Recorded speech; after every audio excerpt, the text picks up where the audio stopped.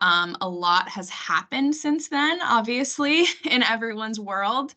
But to give folks some context who we haven't met with yet, Abby and I took over the executive director and deputy executive director positions of the State Workforce Board in 2021, and have been working with the board over the past year to develop a strategic plan. Our mission and focus for this board is to make it actionable and to have real working committees that move the needle on some of the key workforce objectives that we have all established. I think that's been criticism the board has gotten in the past, and we're hoping to use our strategic planning process to hold us as staff accountable, have the board have some laid out objectives that they will be working on. So again, for those of you who don't know me, Tori Biondolillo, I'm the executive director of the State Workforce Board. And we live in the governor's office and work very closely with Agency of Commerce Community Development and VDOL and AOE and many other partners across the state to help kind of coordinate our workforce efforts. And one of the beautiful things, this committee is actually required in statute and has some pretty tangible objectives that I think we can do great work together. So since we haven't met in a really long time, I thought we could start with just some introductions. So what I'll have you do is just popcorn to the next person that you see who hasn't gone yet. So I'll popcorn to Abby. Hi, everyone. My name is Abby Brim. I'm the Deputy Director of the State Workforce Development Board. I'm excited to be here today and to have the committee pick back up again with the work that we're doing here. I'll pass it over to Mary Ann. Hi, everyone. Mary Ann Sheehan. I work for the Vermont Business Roundtable. One of the projects that I have is a Vermont Talent Pipeline, and I'm working specifically with healthcare. I will introduce next Alex Beck. Hi there, Alex Beck. Hey, good to see everyone. From the Brattleboro Development Credit Corporation, longtime workforce and education program manager, and now focused on employment and credentialing pathways for new Vermonters. And I will hand it off to Adam. Good morning, everyone. Great to see everybody here. Adam Grinold, I'm the director here at the BDCC and also the chair of the state board. Looking forward to this committee and what lays in front of us. Let's see. So underneath me is Marilyn. Good morning, Marilyn Cargill, Vermont Student Assistance Corporation. I've been working in this space with VSAC for close to 40 years now, so nice to see all of you again. And when this committee was active, I was co-chairing it with Jay Ramsey, so I will pop to Jay. Thanks, Marilyn. Good morning, everyone. Jay Ramsey. I am now with the Department of Labor. I think most of you know that. And I'm also the interim director of workforce development. And so excited to get to work on this committee and move some of our work forward with the eligible training provider list and our other many WIOA requirements. Tara. Thanks, Jay. Good morning, everyone. My name's Tara Grenier, and this is my first time here. I'm sitting in, Lauren Hibbert, I think, used to sit on this committee. And so I'm the Chief Licensing Administrator from the Office of Professional Regulation.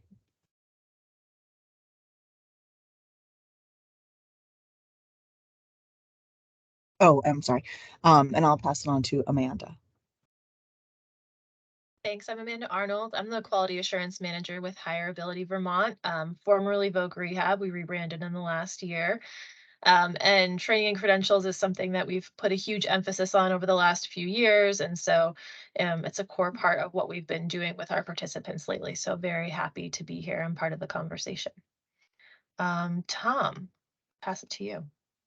Thanks, Amanda. Good morning, everybody. Tom Cheney with Advanced Vermont, and this work has been central to Advanced Vermont since it was founded in 2017. So we're so excited to see it pick back up this committee. What we've done in the interim is launch a site called myfuturevt.org that seeks to amplify the training and credentialing pathways in Vermont opportunities, and doing it through some credential transparency mechanisms and really tapping into some national work. So excited to share what we've done when the time is right, intersection with this work. Yasmin. Great. Good morning, everyone. I'm Yasmin Ziesler. I'm Chief Academic Officer for the Vermont State Colleges System. It's hard to believe, but I'm in my 9th year now in this role and very excited to be at this point with you all.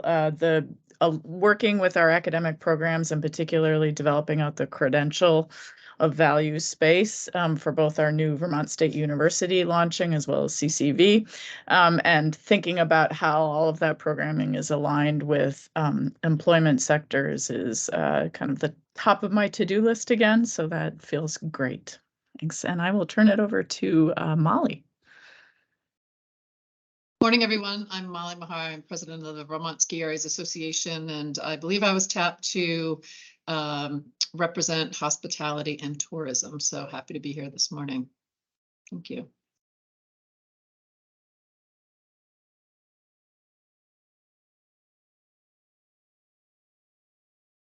John Young. Oh, John. I was thinking I would be able to go before Yasmin with her last name, but yeah. I'm used to going last, so I'm very comfortable with that.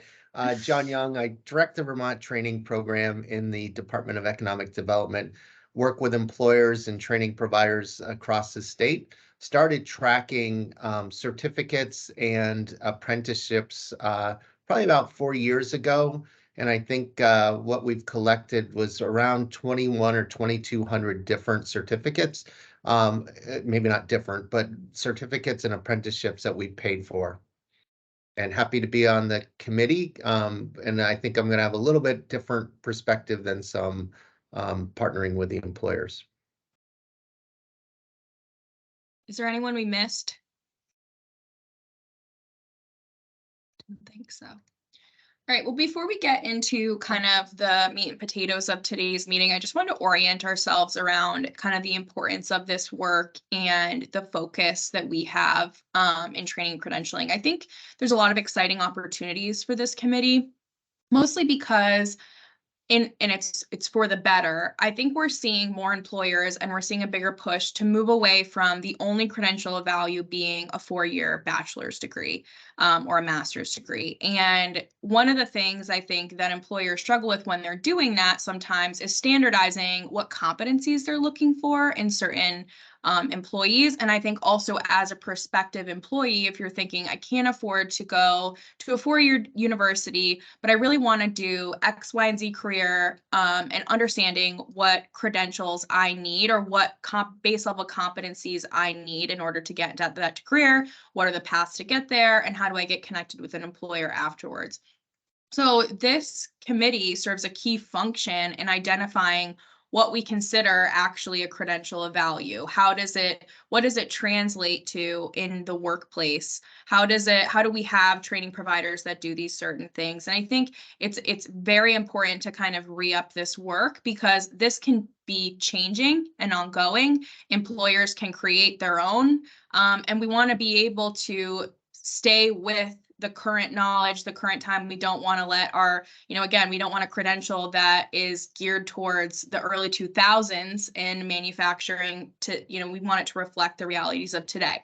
And so I think it's exciting in some respects because it's not just like, we're just giving you a certificate. It really has a lot of meaning now as someone is trying to get into the workforce or they're trying to upskill and trying to get themselves into, the next echelon of their career. So what we've put together today for us to go forward is what we've done with all of our committees, which we call a one-pager. They can be more than one page, but it's essentially a strategic planning device for this committee. It gives it a charge, it gives it required things to do, and that way the board holds us accountable to the work that we're doing. Our staff are held accountable to you to do that work and keep this going. And it gives it a clear focus so that you all, as very busy people, and some of you are on multiple committees for us, are not wasting your time when you're in these meetings with us. So we've put together one-pagers for all of our committees. What I like to preface it by saying is this is very much a jumping off point. Abby and I have found that, you know, we can brainstorm with you for hours, but it's usually easier for people to work from something instead of just creating something from scratch. And so I want to say that, like, nothing in here has to stay. Everything can go. We're not married to anything. We're creating a document for everyone to just get their foot in the door and get started. The process for creating this is we go through this exercise with you, get your feedback, initial feedback. Again, it doesn't have to be as in-depth today. Again, we don't have to take up the full hour.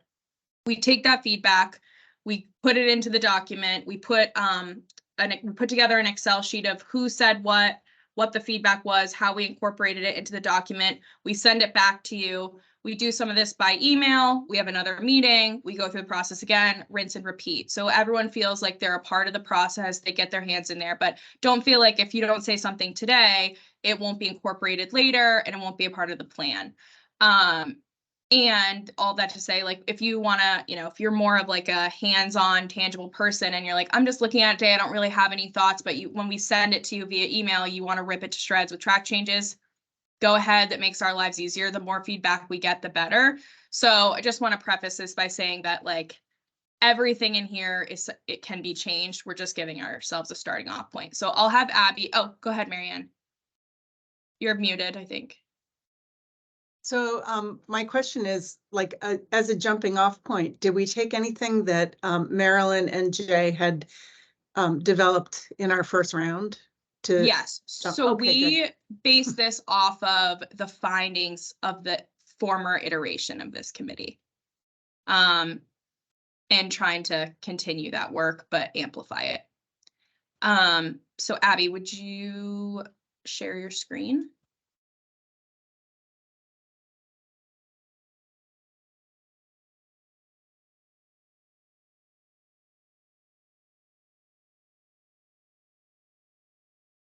So for those of you who haven't been through this process before, and I apologize for all of you who are in like 90 committees with us, we outline all of these through the situation, the solution, our long-term action, and then our milestones to get there.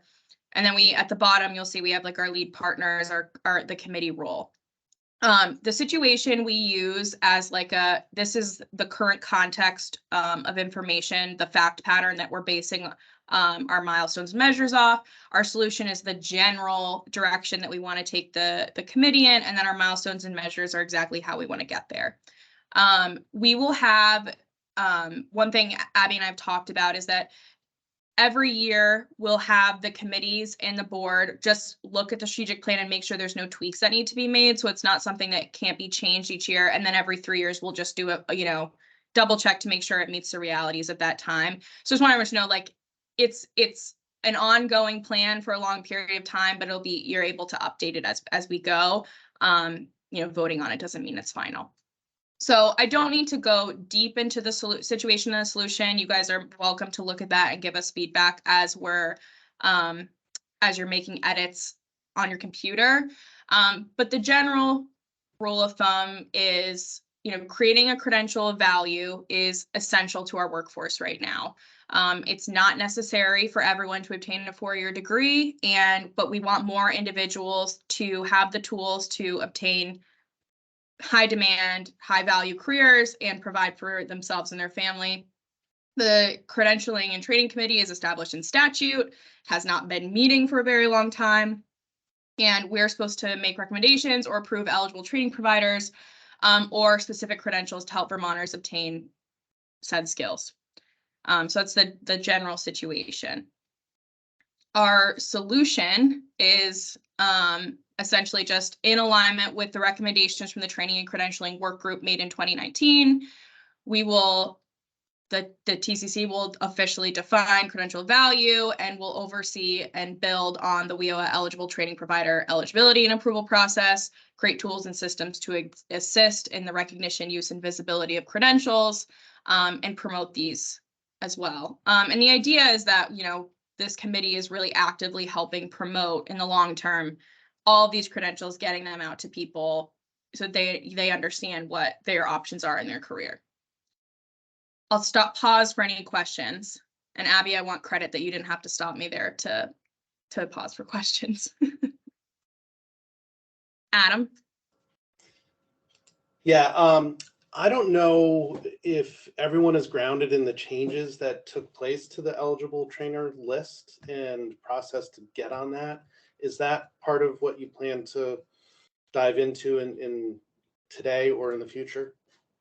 Yeah, so what we have, not today, but what we would have in our first iteration of the meeting, and then I'll go to Mary Ann, is we would review the former process and the changes made in statute, and the committee is going to have to vote to approve what our new process is to make those in alignment.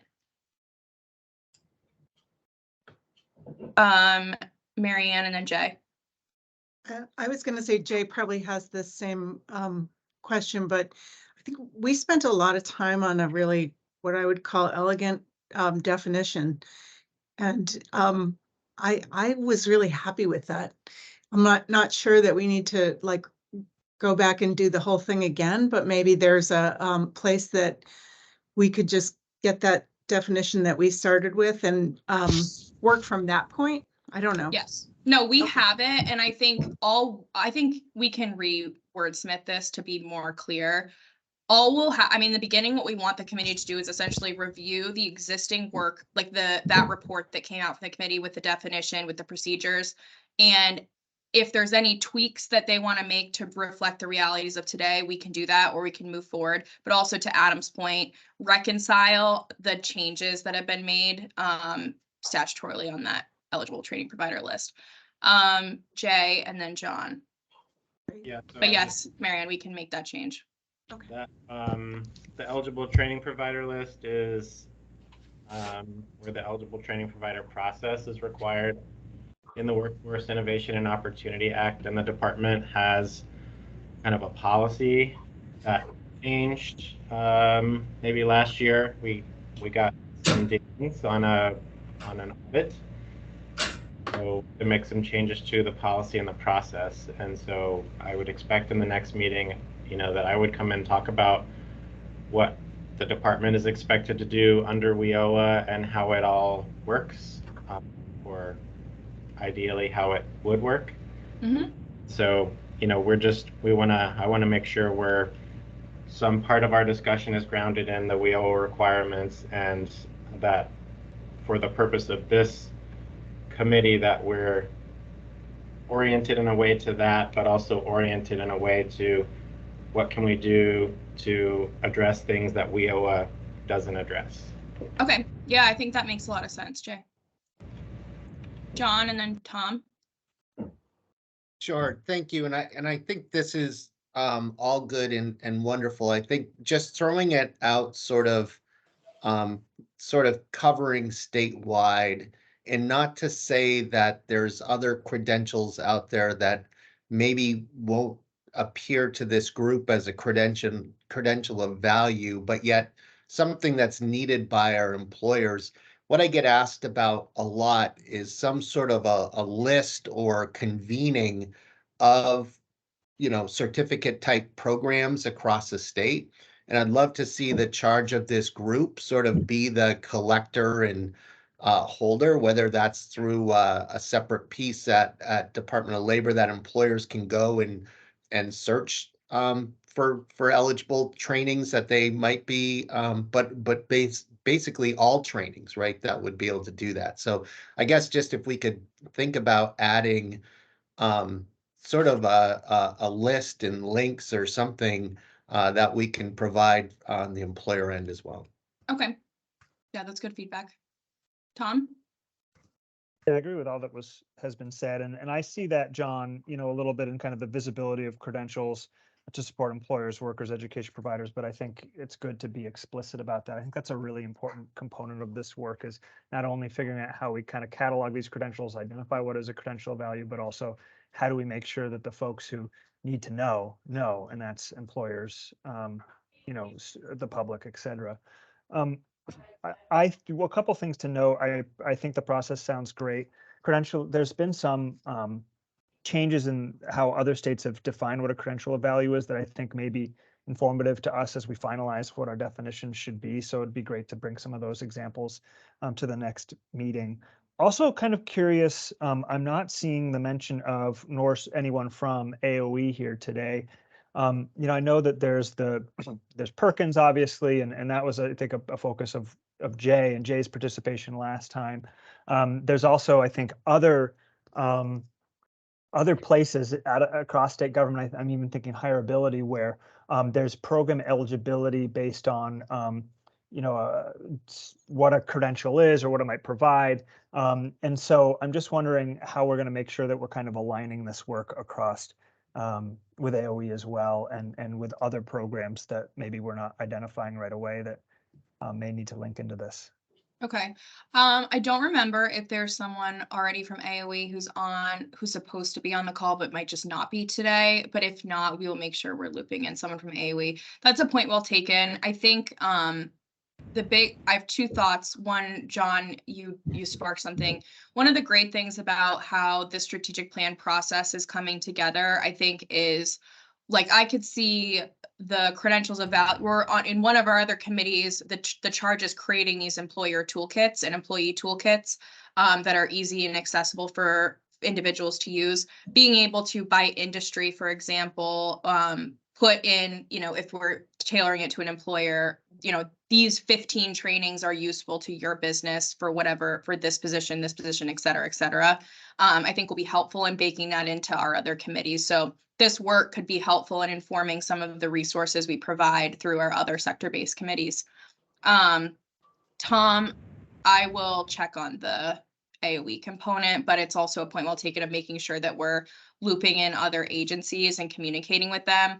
I think, as you all know, almost every person in the state of Vermont is represented on the state workforce board. So as we're bringing some of this work and reporting out to the full board, we can talk about how to coordinate that through each of the different, like as a full board level, how to coordinate some of this work into the different organizations. I saw another hand, I think it was from Jay, maybe, and maybe someone else. It was just about Tom's comment about the agency being present. I think they have a career pathways coordinator now, Julia Schuster.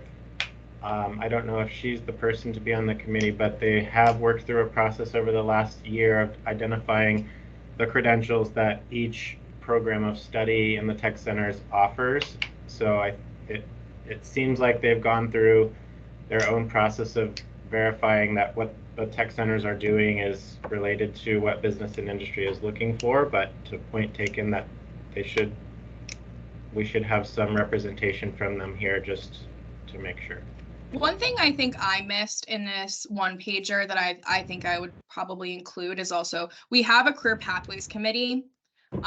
And they obviously serve two separate functions, but maybe in each of their one pagers have some sort of nexus between the two committees' communication, where it's like, they could help report out on some of the career pathways that need more work, more assistance, et cetera. And we can give them a list of things that could flow into the career pathways. I think going forward, that's a note to myself that we should probably include some sort of, co-committee collaboration there.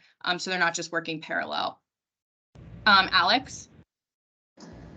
Yeah, on the topic of CTE and adult CTE, just wondering if, because they're developing their own credentials and doing their due diligence, if there's a way we can ease the process of all of our CTE centers in becoming eligible training providers, if they aren't explicitly.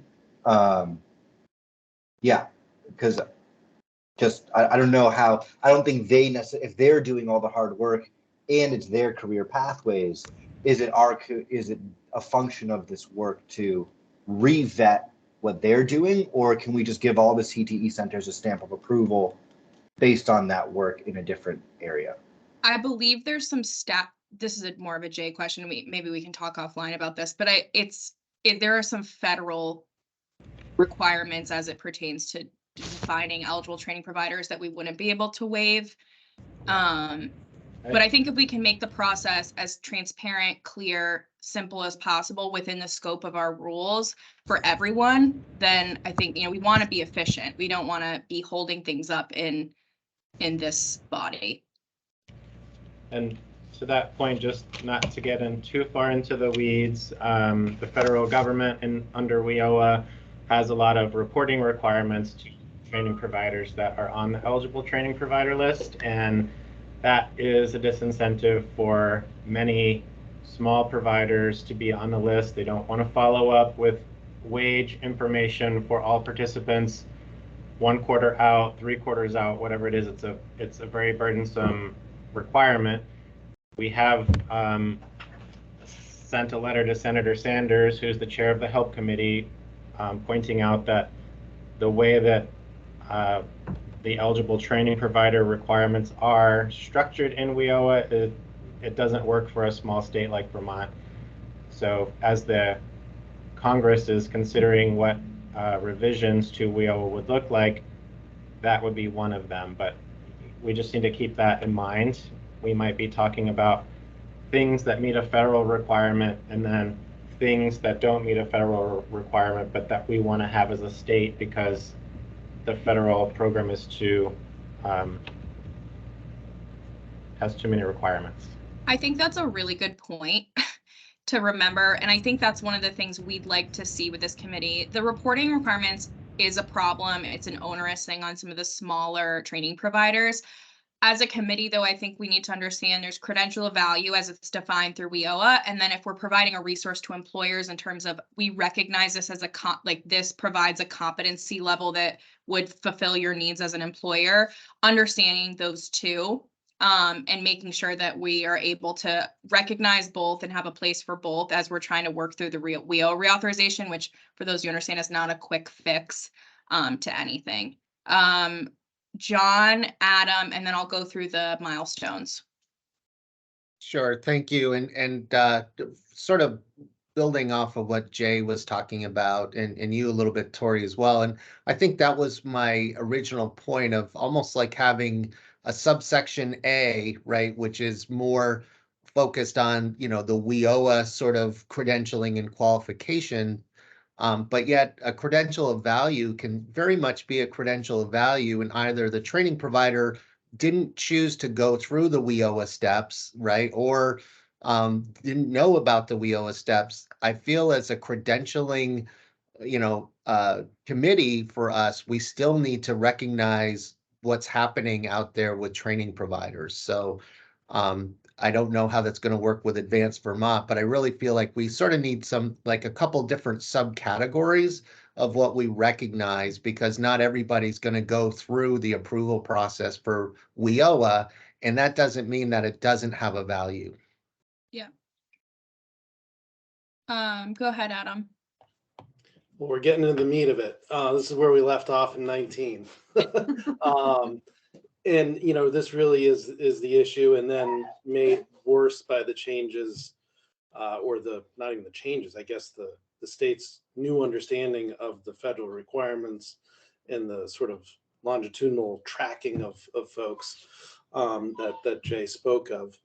When we were at the NGA meeting, Tori, Abby, and I, in December, the folks from the federal government were there just really sort of raining on the parade, saying, don't get your hopes up for a full redo under this authorization. Divided government, it's, there's the positions have already been staked out and probably not going to change too much. But, the piece that I really want to focus on here is what took up so much of the oxygen and time in 2019 is, do we have a list with just WIOA eligible? Do we have this other list? What then is the value? And can we create two lists that equally or accurately reflect those different levels, hierarchy, whatever it may be, because of the difficulties around the WIOA stuff? And we are just trying to create something that employers and individuals can equally benefit from. So, I think that's where we all want to get to. I know there's some steps we have to get before we get into the meat of that stuff, but excited to get there. Yeah, definitely. Jay, go ahead.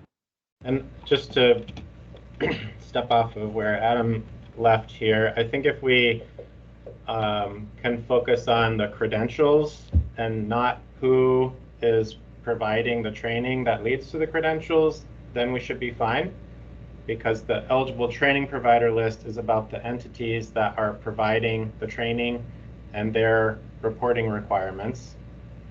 That's also how people get funded for them under WIOA, but we should be focused on what are the credentials that employers say are necessary and important. Yeah. And stay focused on that and not who the entities are that are on the training provider list. I think that makes a lot of sense. Obviously, we need to make sure we fulfill all of our WIOA obligations, but if we're thinking about this move, which I personally think is a really smart move to competency-based employment, where, you know, a credential can signal a certain competency in an area rather than just you went to this or did this X, Y, and Z, checking a box. So I think that's a great area for this committee to move. Even just hearing some of our discussion, I think some of our milestones will change. But I think this is a really good jumping off point. So I'll just run through them and then we can continue discussion about what we want to what we want this to look like. I do think it would be helpful, Jay, not to put more on your plate, but just as we move into the next discussion, to orient some folks around the eligible training provider list at our next meeting and how all of that works. I think how Abby and I view WIOA is that it is a necessary part of our workforce system, but we don't want the obsession to perfection with WIOA to get in the way of what's the goal of WIOA, which is understanding, like, we need to be providing this type of value to someone. So we want to make sure we don't break the law, we fulfill all of our requirements, but at the end of the day, what we're providing makes sense, logical sense, and not just like, we did it the way we owe it. Because you see states, there are states that they're not in compliance at all. They provide these beautiful things. It's useful. And then there are states that are so obsessed with compliance with WIOA, their workforce stuff is like really useless to the general public. So we want to make sure we hit that balance where we're in compliance and we're providing something that's valuable to people, both businesses and those who are that we're serving. So Abby, if you could scroll up to the. So first things first, this committee will meet quarterly. That's something important. I know it's just a housekeeping thing, but we want it so that when the board votes to approve on this, that the board staff, everyone's held accountable to keeping this board continuing to meet, you know, come hell or high water, hopefully not a pandemic. And then what we'll do by the August of this year, again, dates in here can be changed, is the committee will review the reorient ourselves to the findings of the training and credentialing work group. We could have a presentation too on the WIOA stuff from Jay. We could talk, have John talk a little bit about how that's a little bit different in Vermont training program, so that the group can reorient themselves around the body of work that's already happened. By December of 2023, we have TCC as our, just to shorten things, we'll work in collaboration with VDOL and clearly outline the new iteration of the eligible training provider and credential value process and other agencies. By January 2024, we'll continuously review and approve the eligible training providers and credentials of value list. March of 2024, work with VDOL, relevant agencies and stakeholders to amplify this message. And then by January, we do a continuous review process and update credentials of value. Obviously, since we've all been talking, I've already thought of about 15 changes I want to make to this list. So it's not perfect, but the general sense of this is that we'll meet quarterly. The beginning of our work before we do any new approval of anything is reorienting ourselves to what work has already been done and approving what our process is going to be moving forward and deciding a direction moving forward.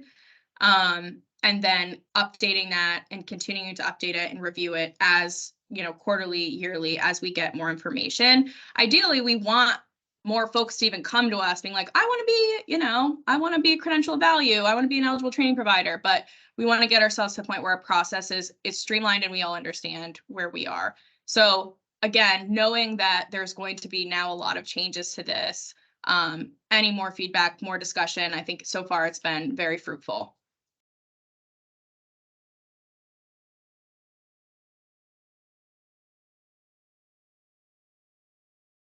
I will say we said credentialing so much, it's almost not a word to me anymore. Like, you know, when you say something far too often. Marilyn, you're muted.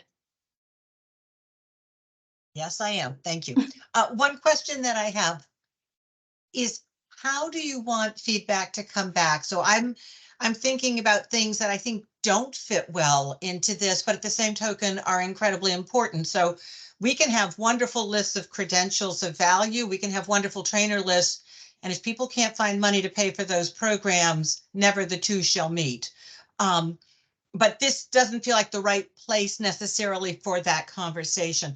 But how do you want feedback to come to you? Do you want us to send it directly to you? Do you want us to send it to this group as a whole so everyone sees it? What would your process be for that? So it's that I'll leave up to you. What we are going to do after this is we're obviously going to make some edits based on our conversations today. We'll send an email to all, you'll all be on the email, just be one to all of you. If you have feedback you think it's useful for everyone to see, or you want other input, feel free to send it back to us as a whole thing, or you can send it to us directly. We also do one-on-one meetings with anyone who would like a one-on-one meeting. Any way that you feel comfortable giving us feedback. Some people like to take the document, download it, make changes, and tell us like what those changes are.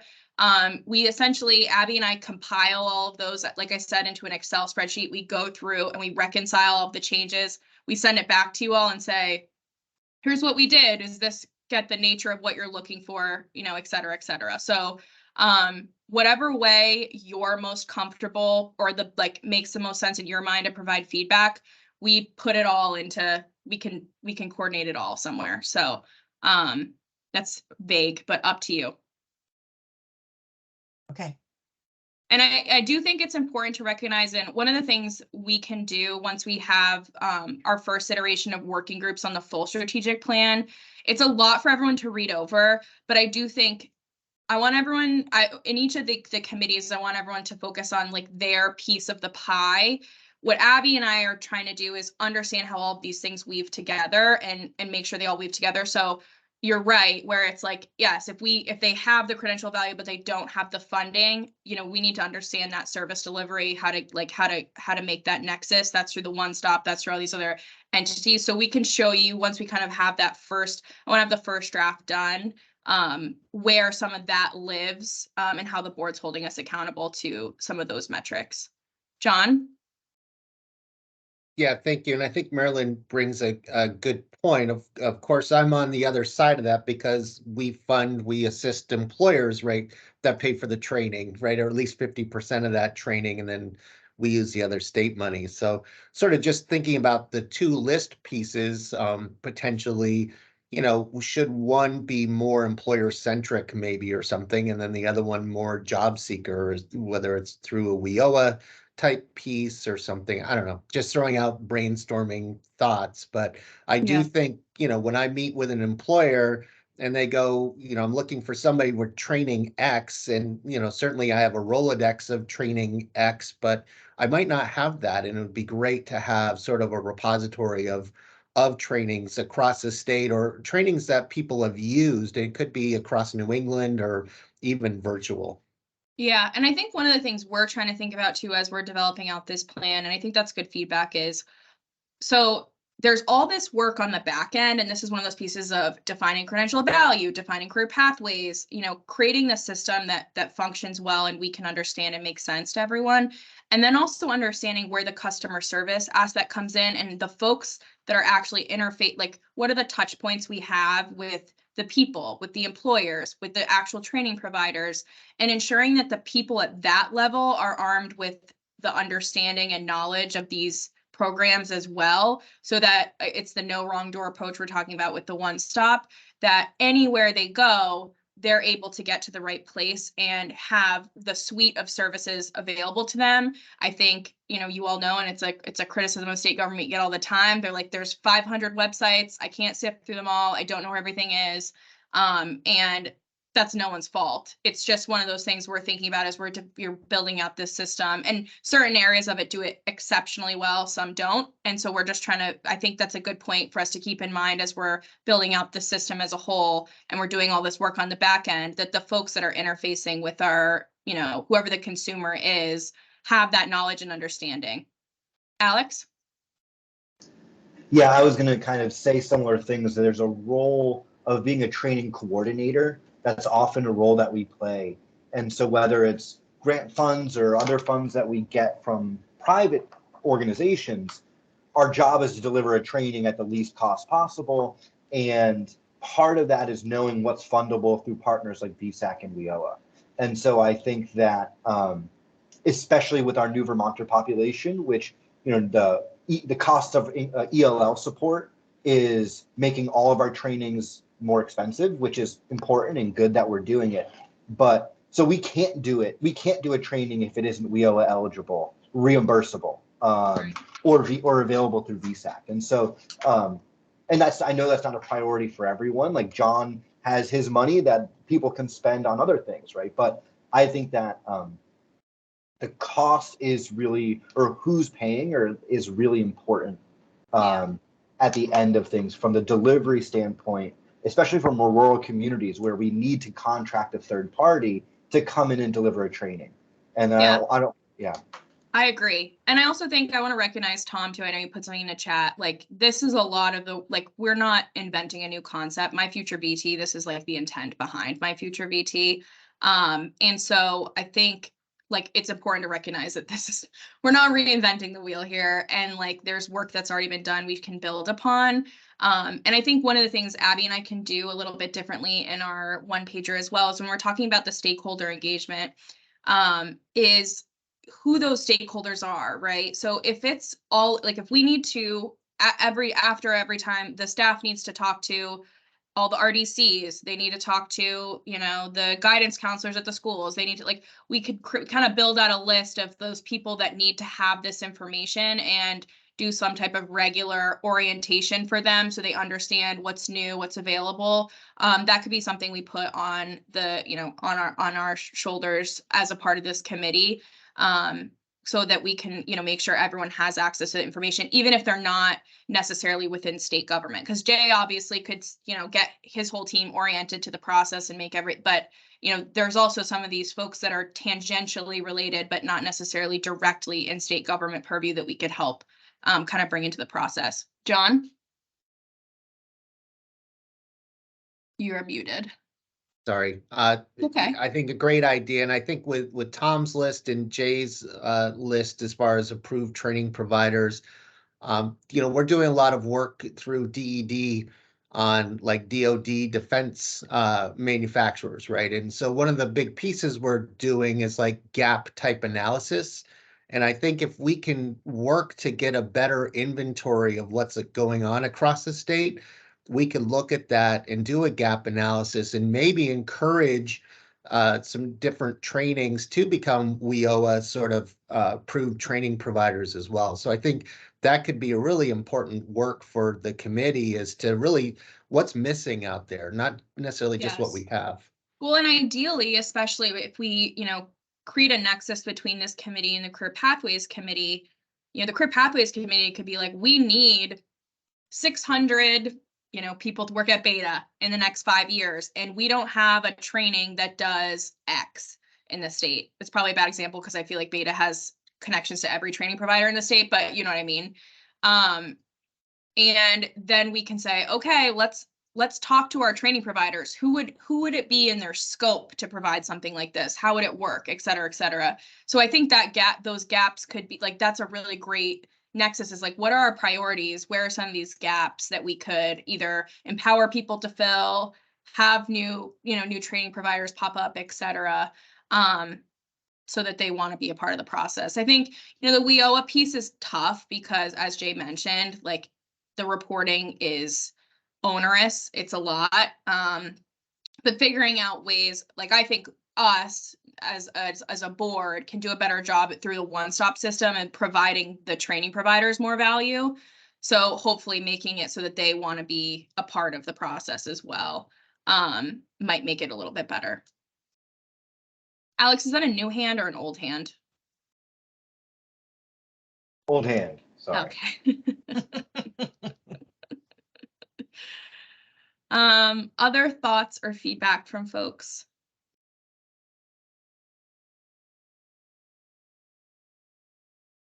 Great. Well, thank you all again. Abby and I now, this has been helpful. It's really hard when you don't have any feedback. So this will be helpful for us to reorient a lot of this work, and we'll send it back to you. I think there is just a lot of exciting opportunities here, a lot of great work that's already happened, and I think we can really streamline it through this committee. And I'm looking forward to working with you all. I think this will be great. Alrighty, well, I'll give everyone 12 minutes back. Have a great rest of your Monday. Thank you. Great to see Bye, all. everybody. Thank you. Take care, everybody. Nice to meet Good to you see all. you. I'll be right over, John, to help with planting. Oh, thanks, Tom. See ya. Bye.